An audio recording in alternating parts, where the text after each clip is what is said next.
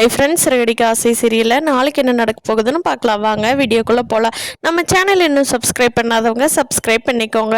மீனாவோட வண்டி காணாமல் போனதை முத்துக்கிட்ட சொல்லாமே மீனா போய் ஸ்டேஷன்லாம் கம்ப்ளைண்ட் கொடுத்துட்டு வந்தது.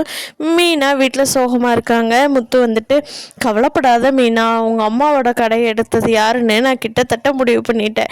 நாளைக்கு யாருங்கிறத உனக்கு கண்டுபிடிச்சி சொல்கிறேன் அப்படிங்கிறாங்க. ஏங்க அது மட்டும் இல்லைங்க, என் வண்டியும் காணாமல் போயிடுச்சு அப்படிங்கிறாங்க மீனா. என்ன மீனா சொல்கிறேன், உன்னோட வண்டியும் காணாமல் போயிடுச்சா? இது கண்டிப்பாக சிந்தாமணியோட வேலையாக தான் இருக்கும். நான் இப்போவே வீட்டுக்கு போகிறமேனா நீ வெயிட் பண்ணு, உன்னோட வண்டியோடு வர அப்படிங்கிறாங்க. ஏப்பா இப்படி வண்டியெல்லாம் எடுத்து அவள் மாட்டிக்க மாட்டாளா? உண்மையிலேயே சிந்தாமணி வேலை தானா, இல்லை யாராவது திருடங்க எது செஞ்சுட்டாங்களா அப்படிங்கிறாங்க. இல்லைப்பா, சிந்தாமணி தவிர இந்த வேலையை யாரும் செஞ்சுருக்க மாட்டாங்க அப்படின்னு சொல்லிட்டு முத்து கிளம்பி போகிறாங்க. இதையெல்லாம் கேட்டுக்கிட்டு ரோஹிணி, இது காரணமானவங்களே ரோஹிணி தான். ஆனாலும் ரோஹிணி இதுக்கு சம்மந்தம் இல்லாத மாதிரி பேசாமல் இருக்காங்க.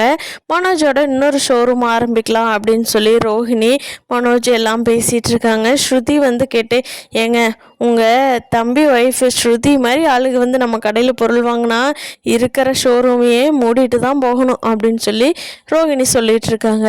ஸ்ருதி ஏதோ எம்ஆர்பி ரேட்டுக்கு தான் கேட்குறாங்க. ஆனால் ரோஹிணி தான் கடையில் இருக்கிற பொருள் பணத்தையே திருடுறாங்க. ரோஹிணி ஏன்ட்டு இருந்தால் முன்னேறுமா, இல்லை ஸ்ருதினால தான் போகுது அப்படின்னு சொல்லி மனோஜ்கிட்ட ஏற்றி விட்டுட்டு இருக்காங்க ரோஹிணி.